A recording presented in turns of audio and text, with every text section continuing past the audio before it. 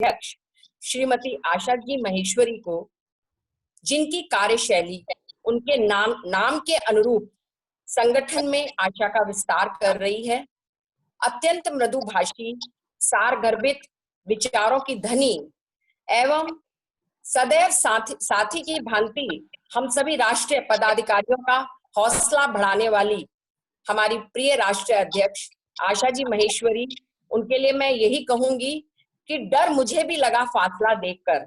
आजकल की लॉकडाउन की हमारी परिस्थितियां हैं, विपरीत परिस्थितियां हैं, तो डर लगा मुझे भी फासला देखकर, पर मैं बढ़ती गई रास्ता देखकर।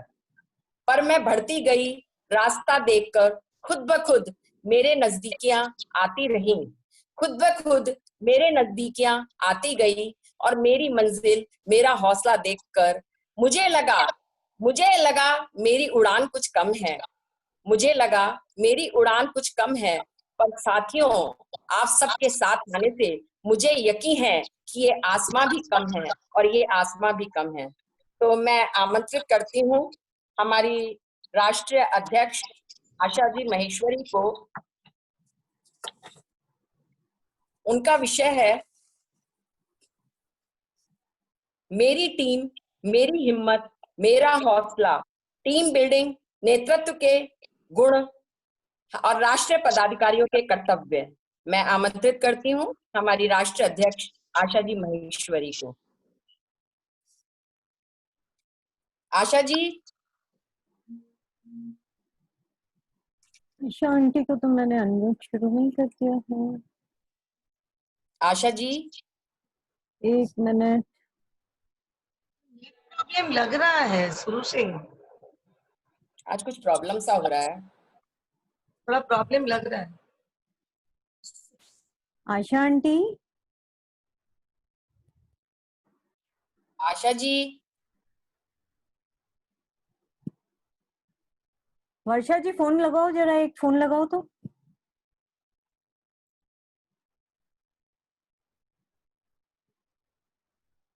मैं जब तक एक बार फिर से आशा जी का विषय बता दूं। आगे आशा जी आइए। हाँ, आपका सादर स्वागत, अभिनंदन, वक्ता के रूप में आपको सादर आमंत्रित करते हैं। थोड़ा प्रॉब्लम चल रहा है ये नेट का, शायद मुझे ऐसा लग रहा है आज। हाँ, आपने अपने लिए पंक्तियां सुनी कि नहीं?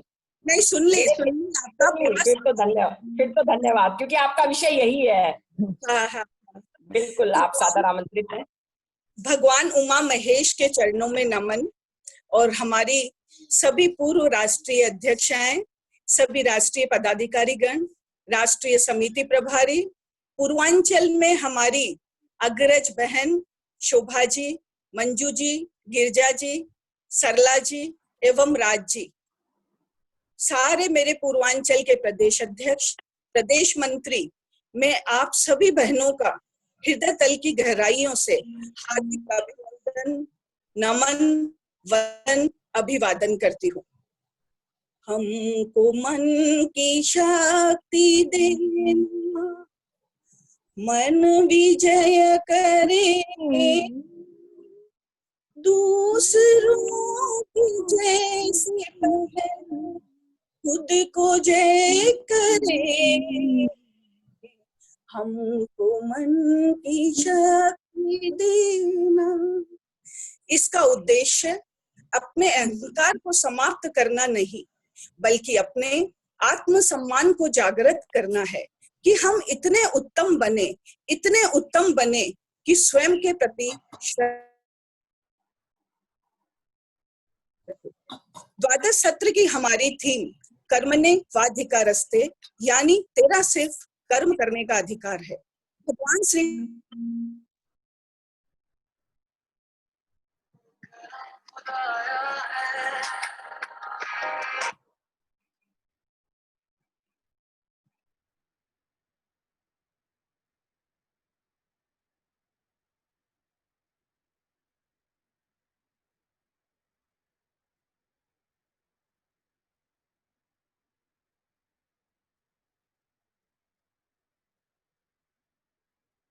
गांठ नहीं है, दूसरी ये बिना बुलाए बोलती नहीं है, तीसरा जब भी बोलती है मीठा ही बोलती है।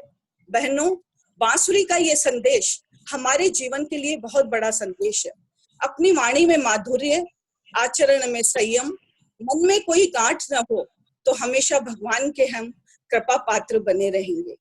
भगवान कृष्ण की ये बांसुरी हमें व्यवहार में मधुरता बनाए रखने की प्रेरणा देती है। मेरा आज का जो विषय है, मेरी टीम, मेरी हिम्मत, मेरा हौसला। टीम बिल्डिंग, नेतृत्व के गुण और पदाधिकारियों के हमारे उत्तरदायित्व एवं कर्तव्य, ये सब एक दूसरे के पूरक हैं, एक दूसरे के आसपास हैं। मैं अपनी टीम के साथ सपने लेकर आई हूँ जो मैंने सोते हुए नहीं, जागते हुए देखे हैं। सेवा के कार्य समर्पण की कहानी है बहनों। आप सब लीडर हैं, खुद को लीडर बनाओ और दूसरों को भी बनाओ।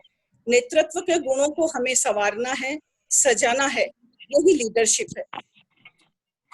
संगठन की बहनों ने अगर हमारे लिए 2 शब्द ये कह दिए कि वाह, आपके साथ काम करने में बड़ा मजा आया, तो मानिए ये हमारे लिए एक बहुत बड़ा तोहफा हो जाता है। हमें संगठन में मित्रवत होकर कार्य करना है। नेतृत्व कला एवं टीम बिल्डिंग, इसमें कुछ मैं पॉइंट्स लूंगी। नंबर 1, ज्यादा की चाह रखें, अवसरवादी बने। आपके टीम नेतृत्व और टीम के जोश से कई कार्य आसान हो जाते हैं। टीम के साथ मिलकर सब कुछ हासिल हो जाता है। जिस तरह इंजन पटरी पर दौड़ता है, उसी तरह से लीडर की रफ्तार भी इंजन की तरह होनी चाहिए और डिब्बे उसी के साथ भागें, इसी तरह से लीडर की रफ्तार होनी चाहिए। टीम को समझ में आए। नंबर 2, टीम को समझ में आए। आपकी टीम इस बात पर गौर करती है कि आप कहाँ हैं, क्या कर रहे हैं, क्या कह रहे हैं। अगर आप एक स्थिति में अलग अलग प्रतिक्रिया देंगे तो टीम मेंबर्स आपको समझ नहीं पाएंगे। आप क्या चाहते हैं, अपने व्यवहार में स्थिरता लाएं। बोलना सीखें। हर लीडर की अपनी पर्सनालिटी होती है। कोई एक्सट्रोवर्ट होता है तो कोई इंट्रोवर्ट होता है। आप भी अपनी पर्सनालिटी के अनुसार अपनी स्टाइल डेवलप कर सकते हैं। अपनी टीम से बात करें, अपने लक्ष्य उन्हें रखें।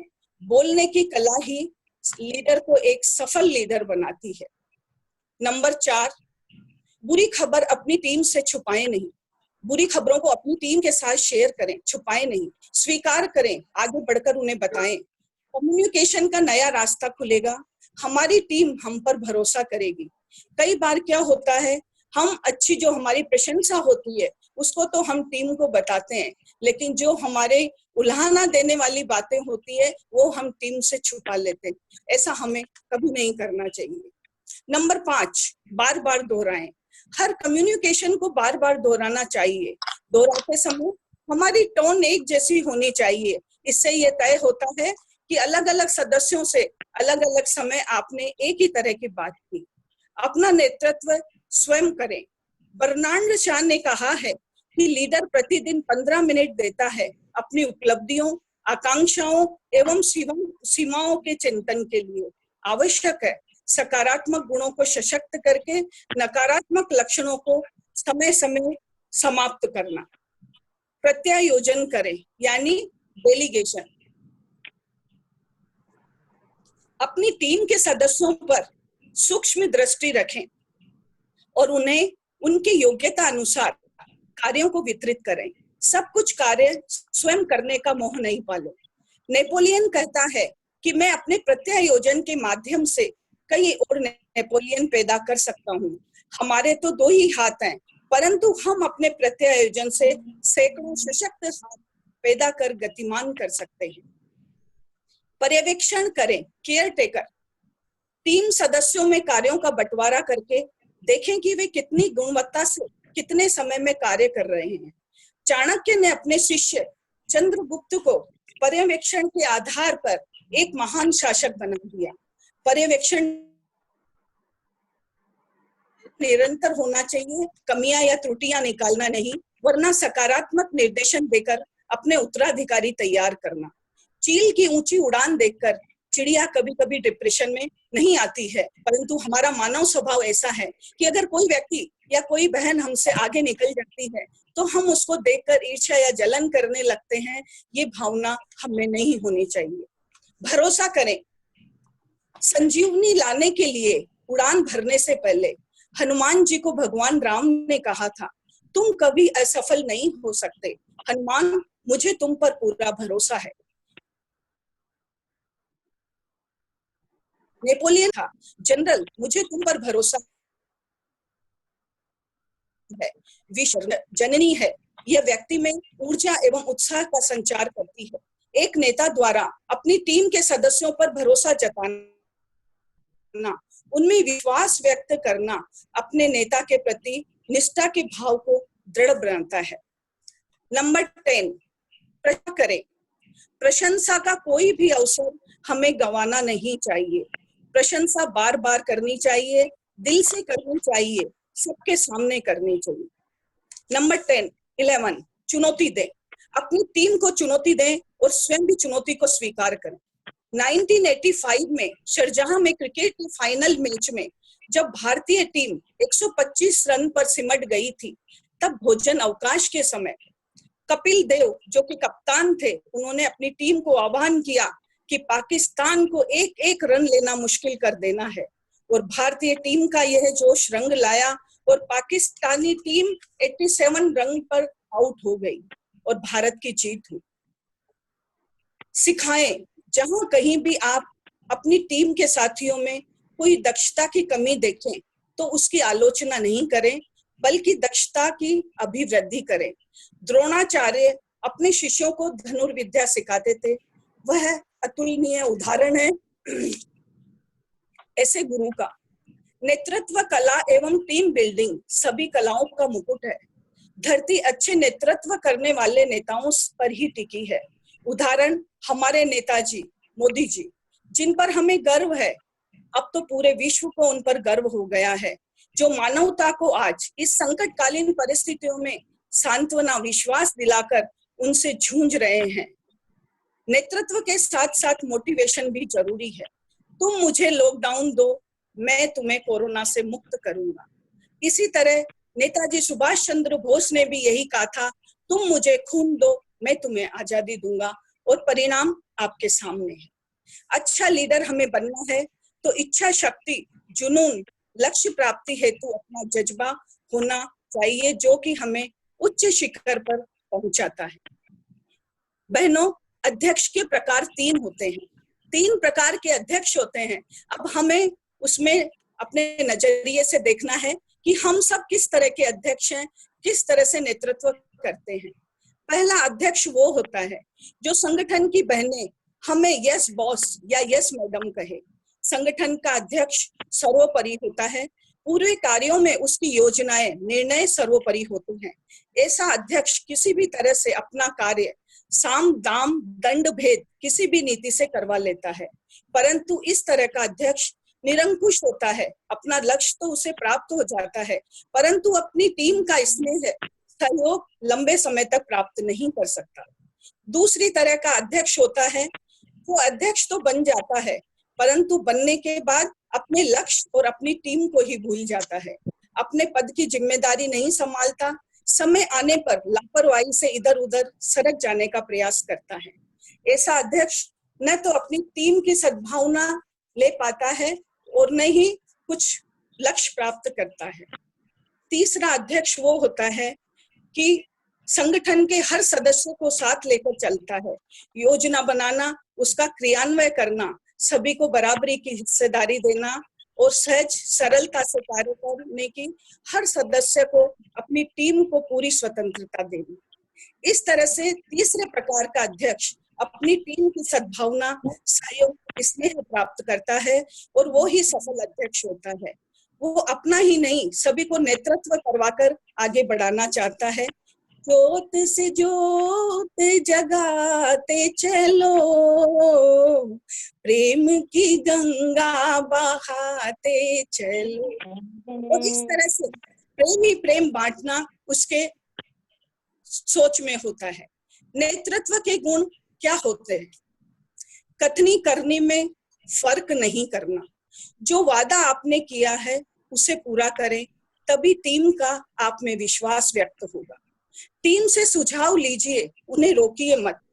किसी सदस्य के द्वारा कार्य किए जाने पर उसकी प्रशंसा कीजिए। धन्यवाद, आभार एक ऐसा शब्द है कि उससे हर कोई आपका अपना हो जाता है और वो हर असंभव कार्य को भी संभव कर देता है। आलोचना होने पर धैर्य नहीं खोएं, चीखें चिल्लाएं नहीं, वरना मुस्कुराकर जवाब दें। कर्ण ने दुर्योधन से कहा था, दोस्त मुझे मरने का डर नहीं लगता, परंतु कृष्ण की निश्चल मुस्कान का डर लगता है। शब्द तो फिर भी हमको उलझा देते हैं, परंतु एक मुस्कान इतना अच्छा तरीका है कि जहां आप उलझ जाते हैं, मुस्कुराकर आपके कार्यों का हल हो जाता है। जो भी बात अपनी टीम से कहें, वह सलाह के रूप में नहीं, उपदेश या आदेश के रूप में नहीं कहें, एक सलाह के रूप में कहें। दूसरे की बात को ज्यादा सुने, स्वयं कम बोलें। किसी पर भी दोषारोपण करने से पहले सोचें, समझें। प्यार मोहब्बत के सहज सरल विनम्र बने। कद इतना छोटा रखें, आपके साथ बैठ जाएं, और मन इतना बड़ा रखें कि जब आप खड़े हुए तो कोई बेकार नहीं रह सके। संगठन में मैं का कोई स्थान नहीं होता। जहां मैं और मेरा, वहां क्या है तेरा। जहां हम होता है, वहां सेवा सहयोग के लिए सैकड़ों हाथ दौड़े चले आते हैं। साथी हाथ बढ़ाना साथी रे, साथी हाथ बढ़ाना, मिलकर बोझ उठाना, एक अकेला थक जाएगा, मिलकर बोझ उठाना। इस तरह का साथियों को सबको जोड़कर हमें कार्य करना है। बहनों, हम पद पर तो आ जाते हैं, परंतु हमें पता ही नहीं होता है कि काम क्या करना है। कल हमारी पूर्व राष्ट्रीय अध्यक्ष आदरणीय लता दीदी ने हमें कार्यकारी मंडल कार्य समिति के सारे उद्देश्य और जो मुख्य काम थे वो कल हमने बताए हैं। मैं थोड़ा सा इस पे इतना ही बोलना चाहूंगी कि कार्यकारी एवं कार्य समिति संगठन हमारे संगठन के बहुत महत्वपूर्ण अवयव हैं। वह उद्देश्यों की पूर्ति हेतु काम करने वाले दो मुख्य कार्य समिति सदस्य और कार्यकारी मंडल हैं, जो हमारे आपके क्या कर्तव्य उत्तरदायित्व है। कहीं ऐसा नहीं हो कि संगठन में आकर सिर्फ हम तेरी साड़ी मेरी साड़ी से सफेद क्यों, यही बात करते रह जाएं। कार्य समिति और कार्यकारी मंडल सदस्यों की हर बैठक में आपको उपस्थित रहकर जो भी संगठन द्वारा कार्य सौंपा जाए उसे अपनी क्षमता योग्यता तन मन धन के आधार पर करना है। आप संगठन के मशाल वाहक है। संगठन के दिशा निर्देशन को आपको आम सदस्यों तक पहुंचाना है। मशाल वाहक का क्या काम करता है? मशाल आगे लेकर चलना, अपनी टीम को रोशनी देना, यही उसका कार्य होता है। कार्य समिति के सदस्य 70% लगातार 3 बैठकों में बिना बताए, जैसा भी हमें बताया था कि आपको 70% अटेंडेंस जरूरी होती है। अगर हम देखें कि जिस तरह से 3 बैठकों में हमारा जरूरी होता है और 3 महीने में अंतर अवश्य होना चाहिए, और जो राष्ट्र के हमारे पदाधिकारी होते हैं उसमें अध्यक्ष 1, उपाध्यक्ष 5, महामंत्री 1, अर्थ मंत्री 1, संगठन मंत्री 1, संयुक्त मंत्री 5, राष्ट्रीय कार्यालय मंत्री 1 होता है, यानी टोटल 15। इसी तरह से प्रदेश में उपाध्यक्ष आपके जिले, जोन और संभाग के अंतर्गत हो जाते हैं। वो 4 भी हो जाते हैं, 5 भी हो जाते हैं, 6 भी हो सकते हैं। अध्यक्ष का कार्य संगठन के समस्त कार्यों का संचालन अध्यक्ष उत्तरदायी होता है। संगठन को गतिशील बनाए रखने के लिए पदाधिकारियों एवं कार्य समिति में कार्यों का वितरण करना। बहनों, अध्यक्ष का पद देखने और सुनने में बहुत अच्छा लगता है, परंतु यह कांटों भरा ताज है। संगठन में मां संतोषी बनकर रहना है, शिवा का रूप नहीं लेना। ब्रह्मा बने रहना है, परशुराम नहीं बनना। विष्णु बने रहना है, शिव जी की तीसरी आंख नहीं बनना। संगठन की टीम के आप बागवान है, कार्यकर्ताओं को संभाल कर रखना है। जिस तरह से माली फूल पत्तों की संभाल करता है, डालियों को सींचता है, उसी तरह से अध्यक्ष का कर्तव्य होता है कि वो अपने संगठन की सभी बहनों को जोड़ के रखे। कई बार बात अहम की आ जाती है, मेरे समय में तो ऐसा हुआ था, अभी तो कुछ हुआ ही नहीं। कई बार इस तरह की बातें आती है। तो अगर होता नहीं माली, चमन होता नहीं खाली, बहारें फिर भी आती हैं, बहारें फिर भी आएंगी। हमको कभी भी ये घमंड नहीं करना चाहिए, मेरे समय में तो ये काम हुआ था, इस समय तो ये हुआ ही नहीं। मेरे समय में इस तरह की जो अहम की भावना होती है, इसका एक गलत प्रभाव जाता है। लीडरशिप स्ट्रॉन्ग, इफेक्टिव होनी चाहिए।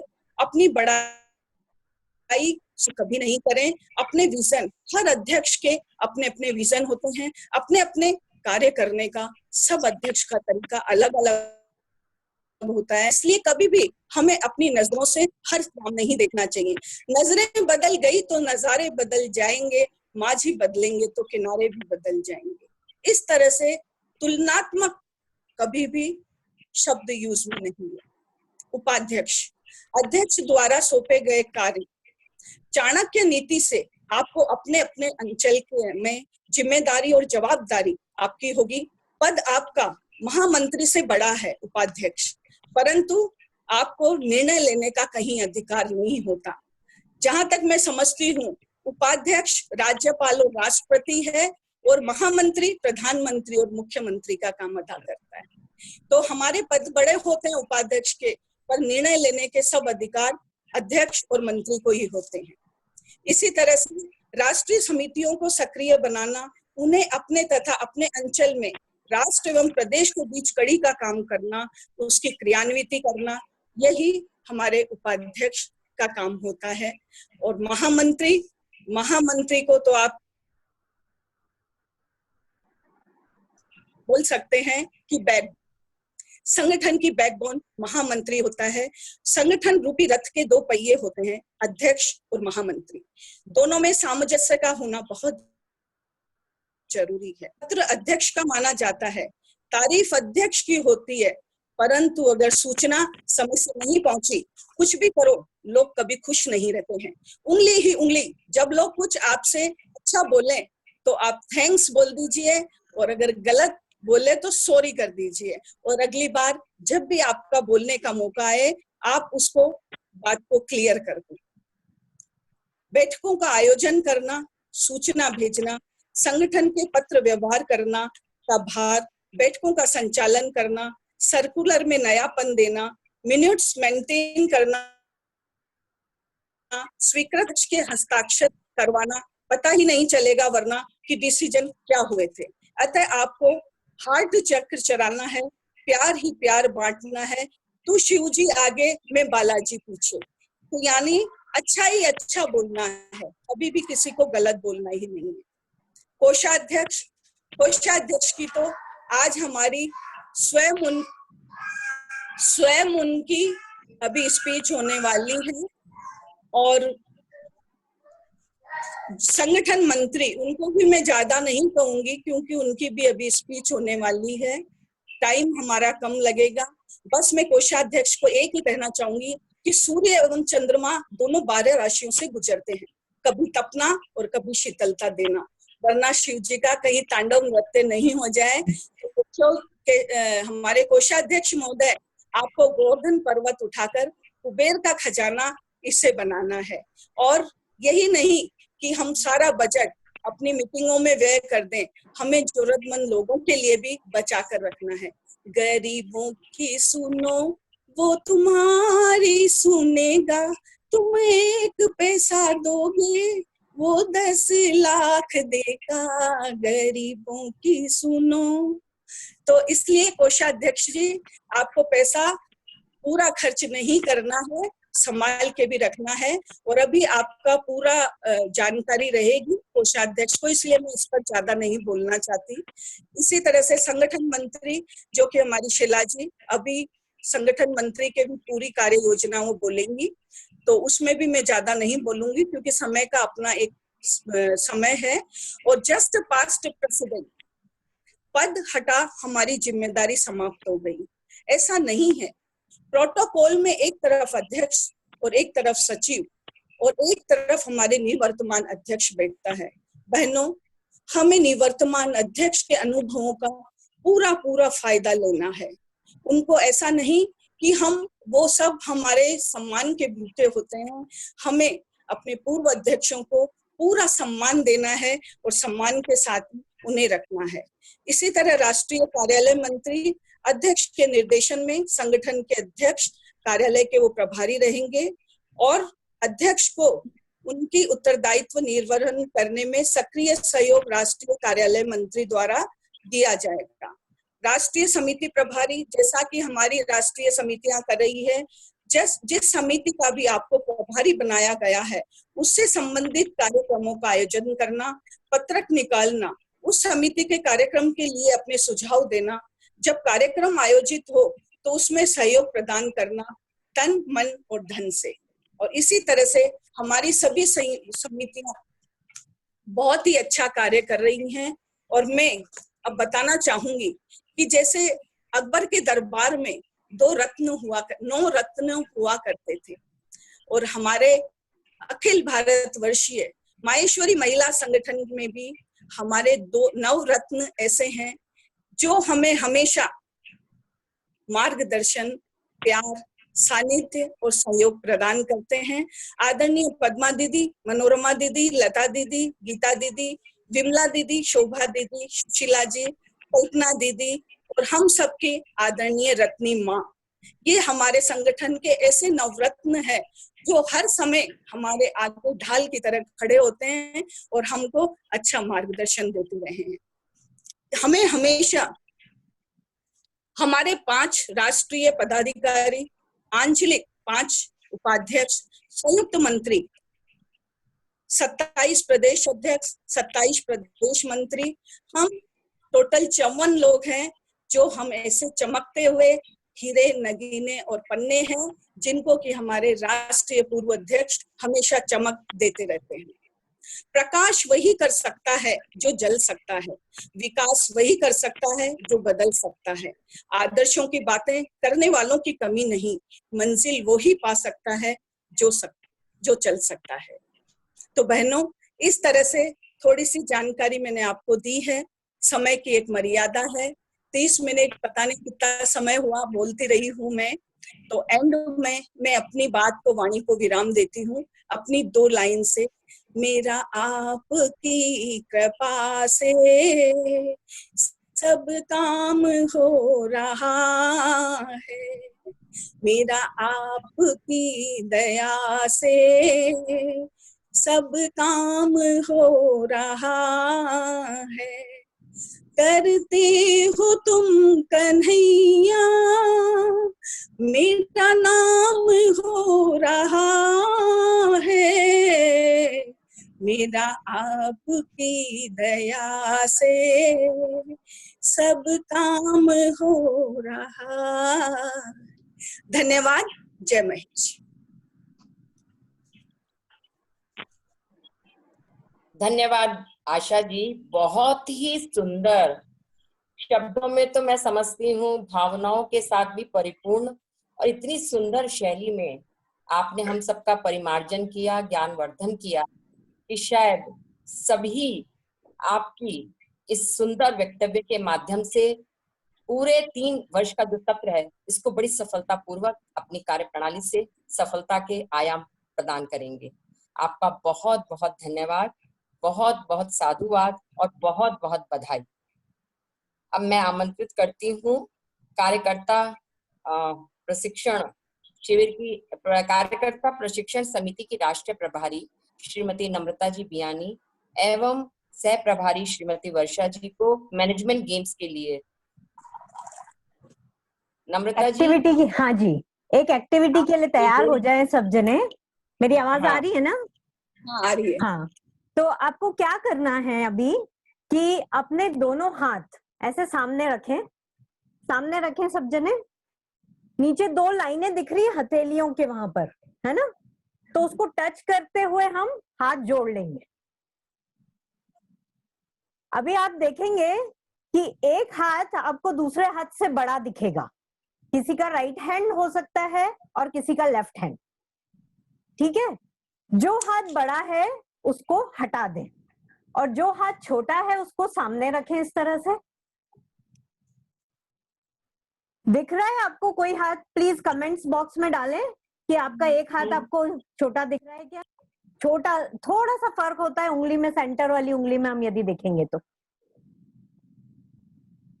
चलिए सेकेंड, जो हाथ हमारा छोटा है उसको हम सामने रखेंगे हमारे और बोलेंगे, ध्यान से देखेंगे उसको। ये हाथ बड़ा हो रहा है, ये हाथ बड़ा हो रहा है, ये हाथ बड़ा हो रहा है। अब आंख बंद करके हम विजुअलाइज करेंगे कि ये हाथ हमारा बड़ा हो गया है। 1 मिनट तक हम इस प्रोसेस को करेंगे। अगेन ध्यान से देखें हमारे हाथ को, आंख बंद किए हुए विजुअलाइज करें कि हमारा हाथ ये बड़ा हो गया है। अब रिपीट करेंगे हम अगेन हमारी वो प्रोसेस जिसमें हमने हाथ जोड़ा था, दोनों लाइनों को मिला के वापस से एक बार हाथ जोड़ेंगे। कितने लोगों के हाथ बराबर हो गए हैं? प्लीज कमेंट बॉक्स में डालें। हो गया, कमेंट बॉक्स में डालें प्लीज। और जो लोगों का अनम्यूटेड है वो लोग भी हमको बता सकते हैं।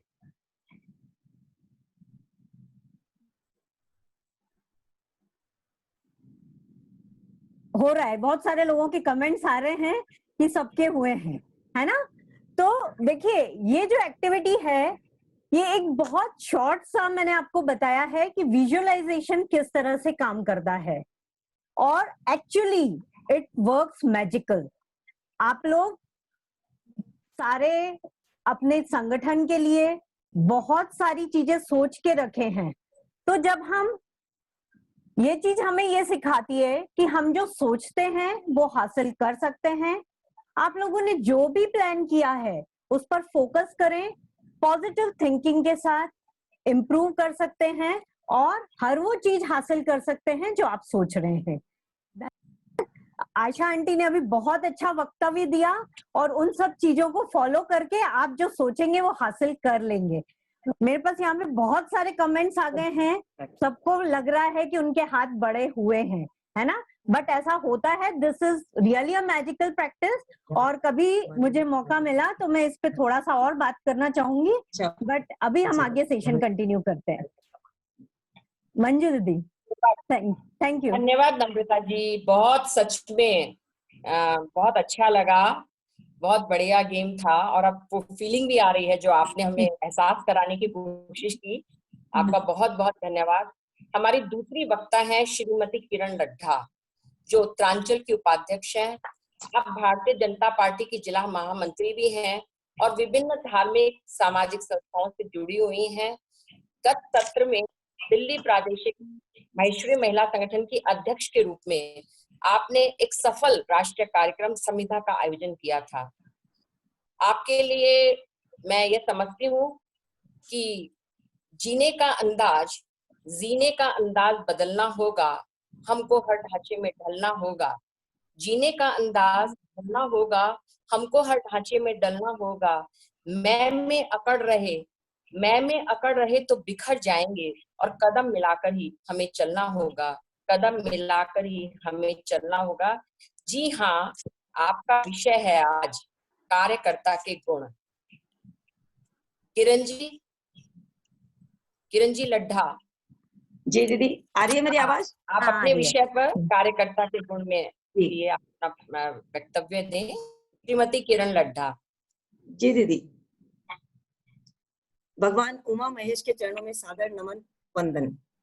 राष्ट्रीय अध्यक्ष आदरणीय आशा जी माहेश्वरी, महामंत्री आदरणीय मंजू जी बांगड़, निवर्तमान अध्यक्ष आदरणीय कल्पना जी गगरानी, आदरणीय मां रत्नी देवी काबरा, सभी पूर्व राष्ट्रीय अध्यक्ष आदरणीय शैला दीदी, ज्योति दीदी, मधु दीदी, सभी राष्ट्रीय पदाधिकारी गण, मेरी सहकर्मी बहनें, जूम पर उपस्थित पूर्वांचल के सभी पदाधिकारी गण एवं कर्मठ व देवतुल्य कार्यकर्ता बहनें, आप सभी का हृदय से अभिनंदन वंदन।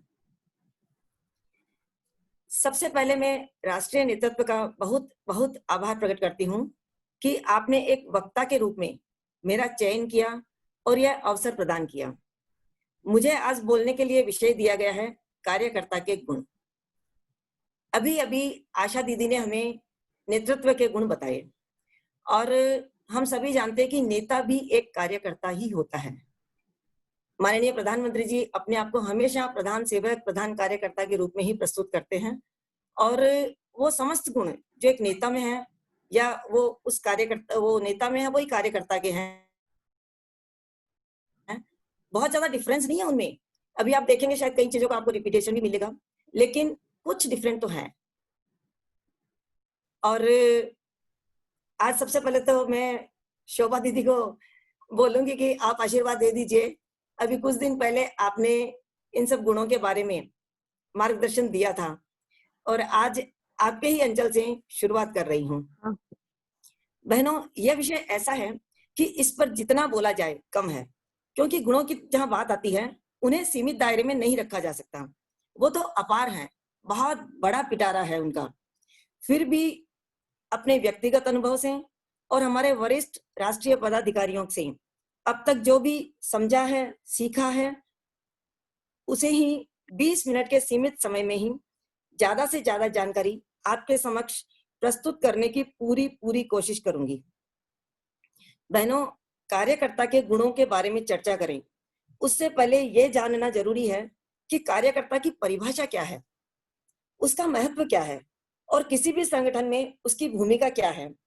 जब तक हम कार्यकर्ता के बारे में बेसिक जानकारी नहीं ले लेते और सिर्फ उसके गुणों की ही चर्चा करेंगे तो यह आधी अधूरी बात होगी। कार्यकर्ता का शाब्दिक अर्थ है कार्य करने वाला।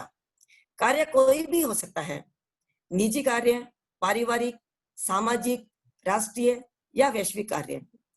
उस कार्य को निष्पादित करने वाला व्यक्ति कार्यकर्ता कहलाता है।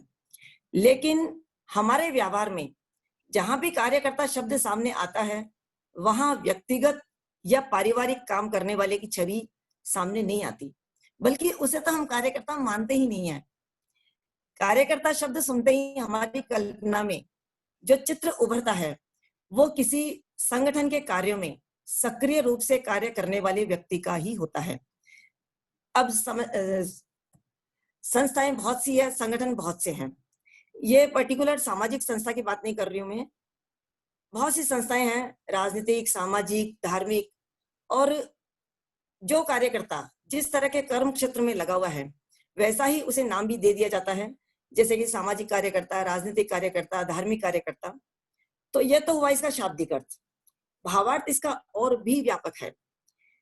कुछ ऐसे भाव, कुछ ऐसे तत्व, कुछ ऐसी विशेषताएं होती है जिनसे परिपूर्ण होकर ही वह सही अर्थों में कार्यकर्ता बनता है। कोई कार्यकर्ता बन गया लेकिन उसके भीतर भाव ही नहीं है यदि, तो वो कभी एक अच्छा कार्यकर्ता, कुशल कार्यकर्ता बन ही नहीं सकता। उसमें जो विशेषताएं होती हैं उनकी चर्चा हम आगे करेंगे। अब एक दृष्टि डालते हैं किसी संपूर्ण कार्यकर्ता का संगठन में महत्व क्या है।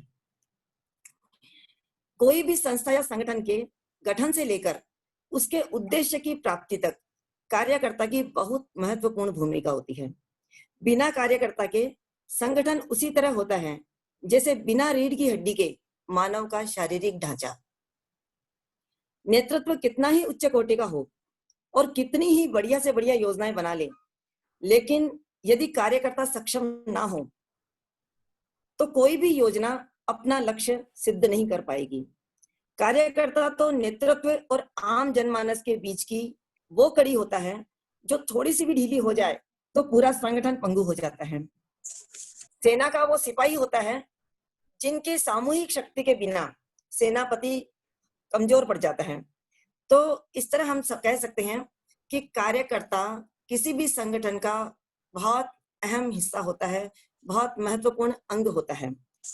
अब हम आते हैं कि जब उसकी इतना महत्वपूर्ण अंग है तो वो अपना यह महत्वपूर्ण रोल निभाने के लिए कौन से वो गुण अपनाने उसके अंदर होने चाहिए जिससे वो अपनी सशक्त भूमिका निभा सके।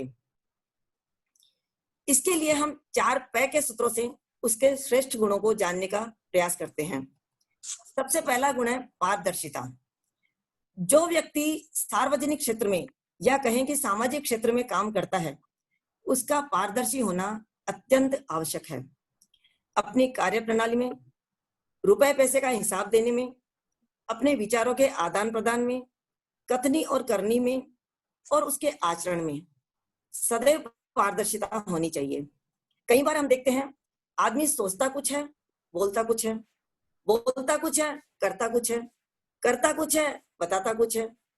और इस तरह जब हम उसमें देखते हैं कि वो जरा भी पारदर्शी नहीं है, तो हमेशा उसकी छवि हमारे मानस पर खराब ही रहती है। हमने अपने ही समाज में बहुत से ऐसे कार्यकर्ताओं को देखा है, बहुत से ऐसे उच्च पदस्थ व्यक्तियों को देखा है जिन्होंने भरपूर काम किया है, तन मन धन समय ऊर्जा सभी का भरपूर प्रयोग किया है, बहुत काम किया उन लोगों ने, लेकिन जहां कहीं भी पारदर्शिता में चूक हुई वहीं वे आलोचना के पात्र बन गए। इसलिए हम कह सकते हैं कि आपका पारदर्शी होना बहुत बहुत जरूरी है। अच्छा, जिसमें पारदर्शिता होगी उसका आत्मविश्वास भी भरपूर रहेगा। अब हमेशा एक चीज जान लीजिए, जब भी आप कोई काम करते हैं हमेशा प्रशंसा नहीं मिलेगी। 10 लोग आपकी लेग पुलिंग करेंगे, 20 लोग आपकी बुराई भी करेंगे, लेकिन यदि आप में पारदर्शिता है और उस पारदर्शिता के साथ यदि आपने काम किया है तो निश्चित रूप से आपका आत्मविश्वास बना रहेगा और 30 लोग आपकी प्रशंसा भी करेंगे। तो सबसे पहला गुण तो ये पै शब्द के सूत्रों में पारदर्शिता होना बहुत आवश्यक है। दूसरा है प्रेम।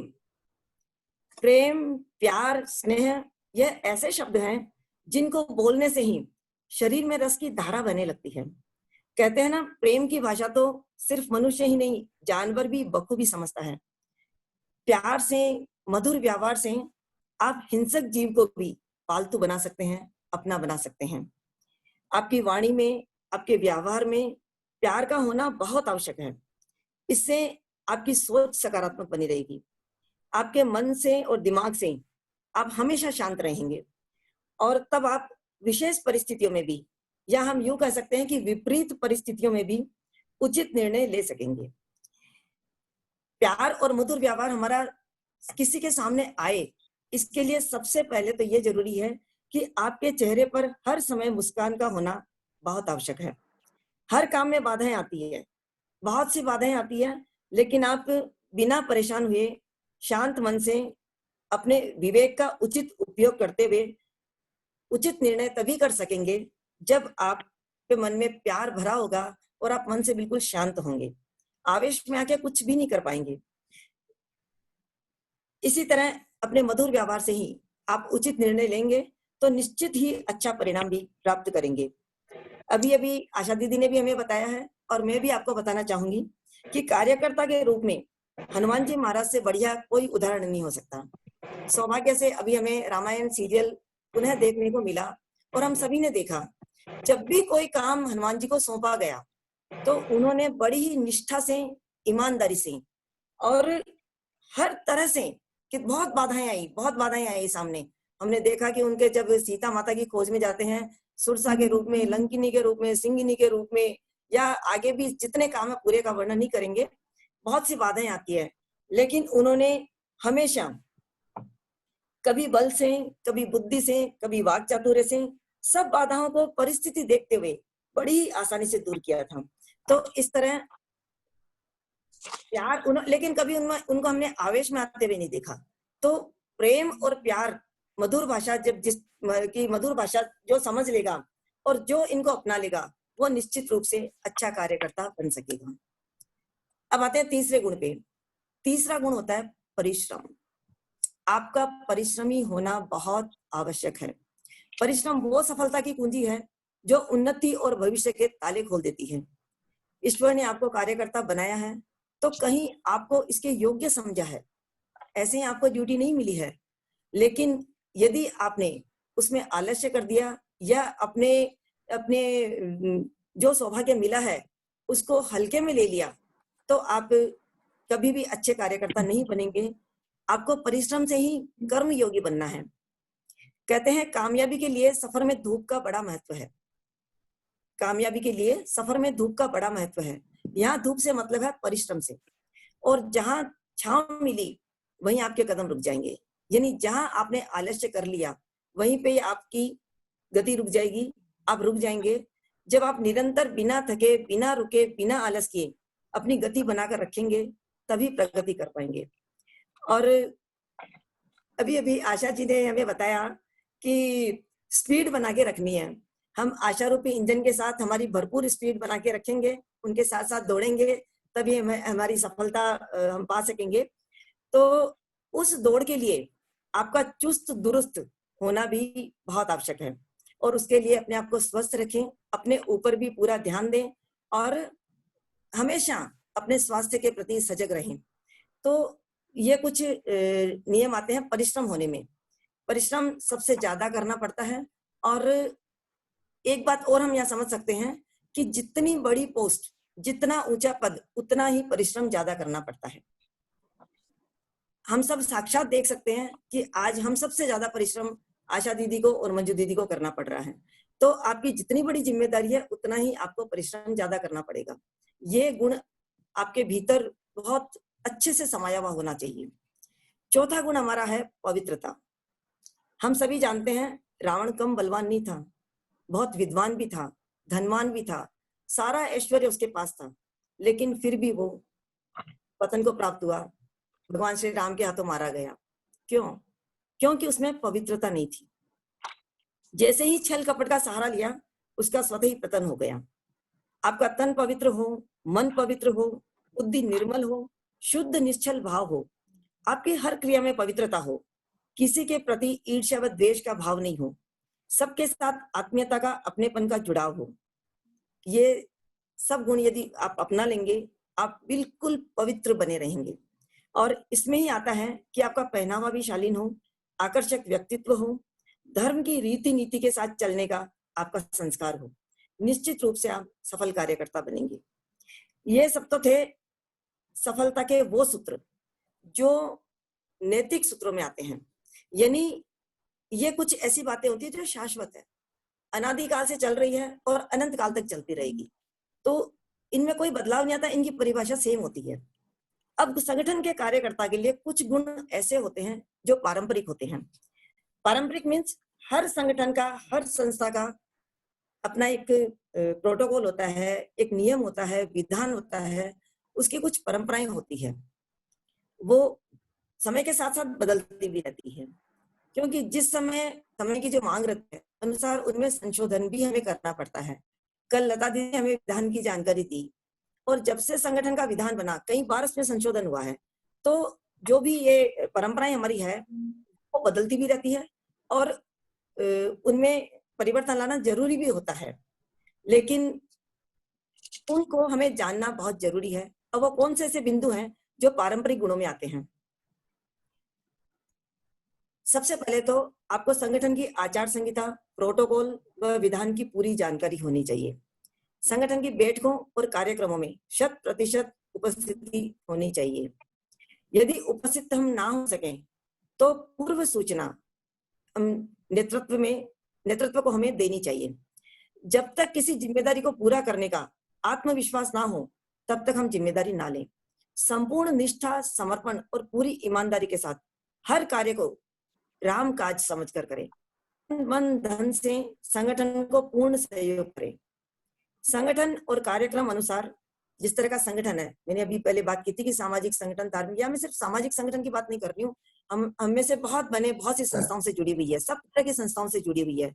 तो जिस टाइप का भी संगठन है, संगठन किस टाइप का और कार्यक्रम किस टाइप का है, उसके अनुसार आपको बैनर निर्माण, एजेंडा, बैठक व्यवस्था, सभागार व्यवस्था, संचालन और रिपोर्टिंग आदि का समय समय पर प्रशिक्षण लेते रहना चाहिए। अब समय समय पर प्रशिक्षण क्यों लेना है? क्योंकि उनमें भी बदलाव आता रहता है। आज जब हम फिजिकली मिल रहे हैं तो हम जूम पे बैठ के कर रहे हैं, और जूम का पूरा सिस्टम हमें समझना पड़ा। तो इसलिए अपडेट रहें, हर समय इन सब चीजों को सीखते रहें। कार्यों का विकेंद्रीकरण करें, सभी कार्यों का बोझ अपने ऊपर नहीं रखें। आपका भाषण या उद्बोधन सदैव संक्षिप्त हो और सारगर्भित हो। सहकर्मियों के साथ मिलकर हमेशा टीम वर्क से काम करें। सहकर्मियों की प्रशंसा करें, आभार करें व उन्हें प्रोत्साहित करें। वो हमेशा आपके साथ हृदय से जुड़कर और अधिक सहयोग करेंगे। सामाजिक समस्याओं का उन्मूलन करें एवं रूढ़िगत समस्याओं की रूढ़िगत समस्याओं को नूतन व उचित दिशा दें, निष्पक्षता एवं सामंजस्य बनाए रखें, निरंतर लक्ष्य की ओर बढ़ते रहें। हर कठिनाई में हमें नई चुनौती मिलती है और हर नई चुनौती हमें नई सीख भी देती है, हमें मजबूत बनाती है। जिससे भी हमें सीखने को मिले, हर दिन कुछ नया सीखते रहना चाहिए और सिखाते भी रहना चाहिए। हमेशा स्पष्टवादी बने, सत्यवादी बने।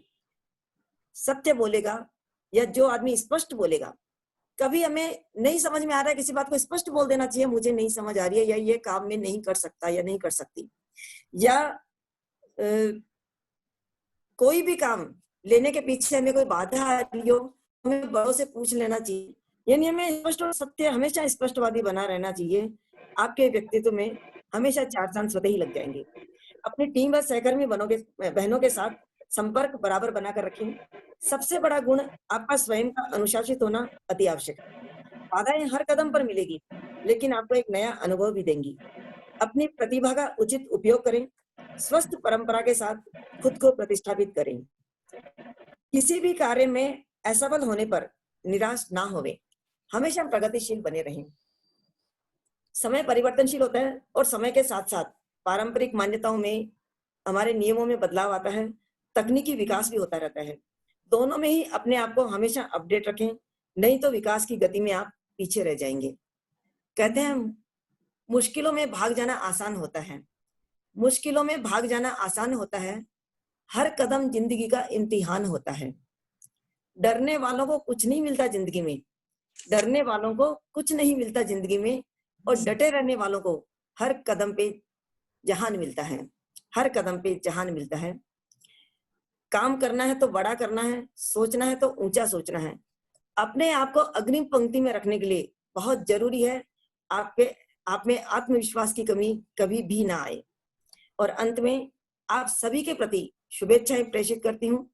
कोरोना के इस संकट काल में आप सभी परिवार सहित स्वस्थ रहें, सुरक्षित रहें। राष्ट्रीय स्तर से जो भी काम आपको मिले, बड़े ही उमंग, उत्साह, लगन और परिश्रम से, और जो पैसे हमने चारों सूत्र सुने हैं उन सब से परिपूर्ण होकर सभी योजनाओं को क्रियान्वित करते हुए अपने लक्ष्य प्राप्त करें, सफलता के मार्ग प्रशस्त करें, नए आयाम बनाएं। आशा की किरणें सदैव आपके भीतर प्रस्फुटित रहें। उन्हें सभी वरिष्ठ पदाधिकारी वंदन, अभिनंदन। सभी को आपकी इस कार्यकर्ता बहन का सादर प्रणाम। धन्यवाद। जय हिंद, जय महेश। धन्यवाद किरण जी।